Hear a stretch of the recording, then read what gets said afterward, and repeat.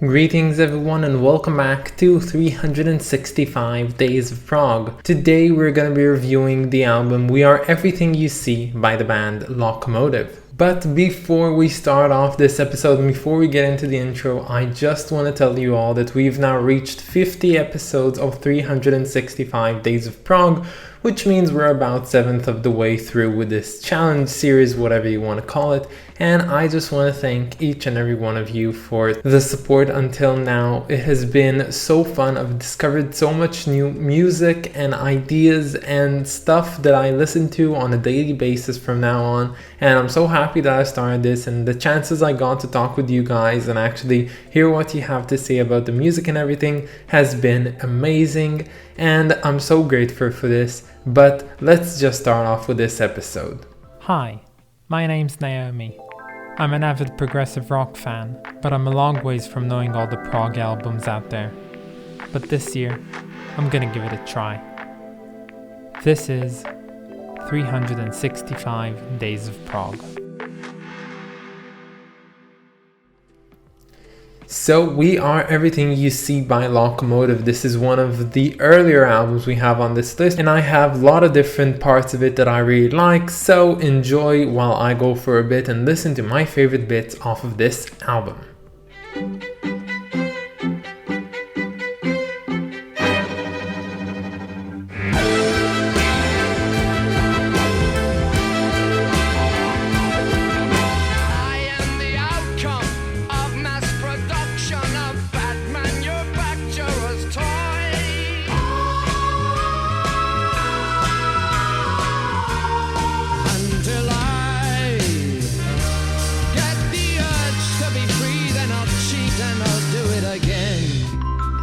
To eternity, but it's not true.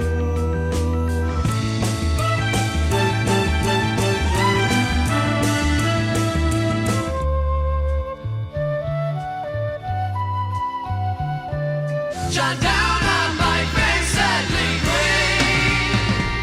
You are my light and my day.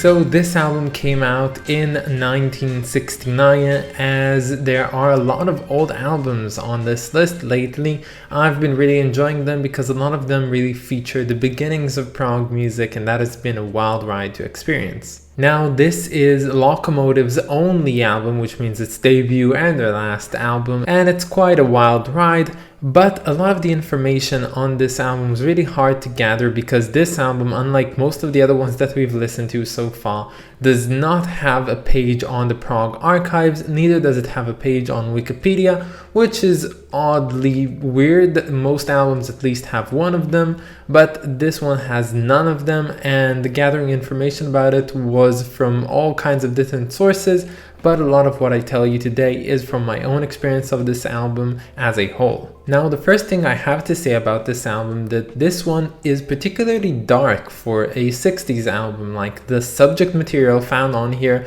is quite dark. This is not like, you know, an emo goth album with really like heavy and dark music on it. No, quite the contrary. This album just deals with a lot of subjects which are very dark for the general public. Things such as, you know, depression and suicide and morbid like thoughts and ideas as a whole. And as I said, this album does not reflect that in the music found on here. This music is really upbeat, it's really fun most of the time, and it takes a lot of inspiration, of course, from rock and from jazz and swing sometimes, and it takes some really stark inspirations from traditional classical music at times, but I think mostly it takes a lot of inspiration from the ideas and sounds of soul music. And if all of that sounds like an odd mix of stuff and ideas and genres, that is correct, but somehow it just works. And I think the star of the show on this album really has to be Norman Haynes. Now, Norman Haynes is the vocalist and keyboardist on this album. He plays the piano and the harpsichord, as well as he plays the moog and the mellotron, which means he controls both aspects of piano playing or keyboard playing, and he's also the vocalist, the lead vocalist on this album, and he does a fantastic job at both, and it really does bring out that really soul grandiose vibe that soul music has. But as I also mentioned, this album takes a really stark inspiration from classical music, with songs like the opener Overture or The Lovers of St. Augustus Abbey, the three-parter, which both sound like they have classical pieces which were taken right off the Renaissance era. But do not be mistaken, this is indeed a prog rock album. It's a very early one, so it tries to find its footing, but it is prog rock nonetheless. It has a lot of different things that you'd usually find in prog rock, like filtered with fisheye drums, and it has a lot of time shifts and time meters in odd sections, but overall this is a pretty straightforward album, which is most importantly a fun listen. And I love how this album incorporates brass instruments and stringed instruments on here, not in order to be soloist, so you don't really get a violin solo or let's say a saxophone solo. You mostly get them in the entire melody. They drive the melody home most of the times, and I think they really add a lot of good benefits to the music on here. And it's really odd because you don't really get to hear that in usual rock music and not progressive music. So as I said, this album tried to experiment with what progressiveness means, and what it did was really unheard of and is quite still unheard of until today. And you know what, I haven't mentioned this so far, but this album is definitely what you might want to call fusion. This takes a lot of different ideas and inspiration and puts them all together in this like one boiling pot of music, and it created something which is truly magnificent. And with all I've told you so far, I tried choosing my favorite song off this album, and I had to choose between 5 songs. Now usually for comparison, when I try to pick a favorite off an album, I usually do have that one song, which I know, yeah, that's like the best song on here. But sometimes I get like 2 which I'm conflicting about, but never ever did I expect to get 5 songs which were all basically so good I had to choose one of them. But I had to choose one, so I went with Time of Light and Darkness, which is the closing piece off this album. I think it's a great song, it's fantastic. I've had only fun listening to it multiple times by now, and I think that there's a lot of fantastic songs on here, but this one might just be the best.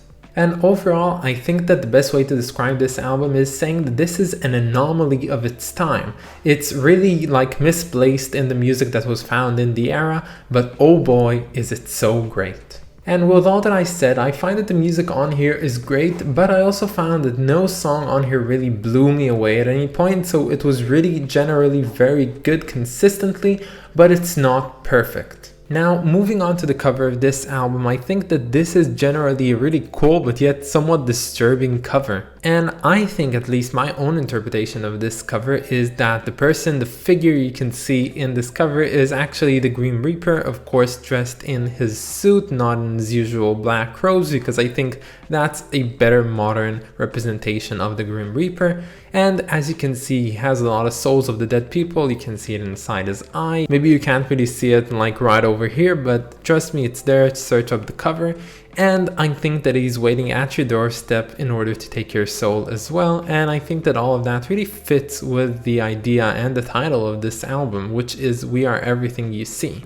And another thing I really like about this cover is the mix of different artistic mediums on here. You got some watercolor, you got some pen drawings, you got some, I think maybe it's acrylic, I don't really know. But I love the fact that they're all mixed with one another, and it creates a really pleasing and memorable cover as a whole.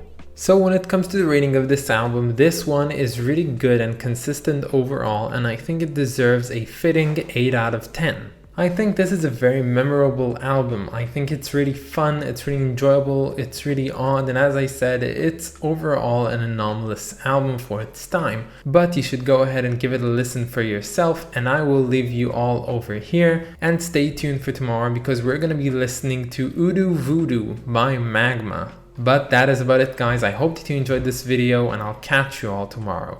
Bye, guys.